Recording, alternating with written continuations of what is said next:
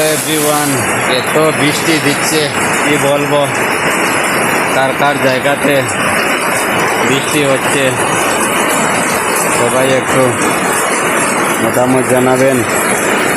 আমরা মণিপুর এখানে সকাল সকাল এত রৌদ্র দিছে কি বলবো। এত রৌদ্র 40% এরকম দিয়েছে।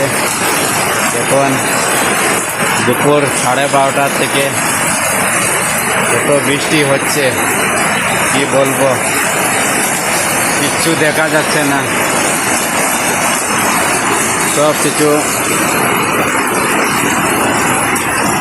বৃষ্টির জন্য দেখা যাচ্ছে না, কি বলবো। পুরা বৃষ্টি হচ্ছে, এত বৃষ্টি হচ্ছে।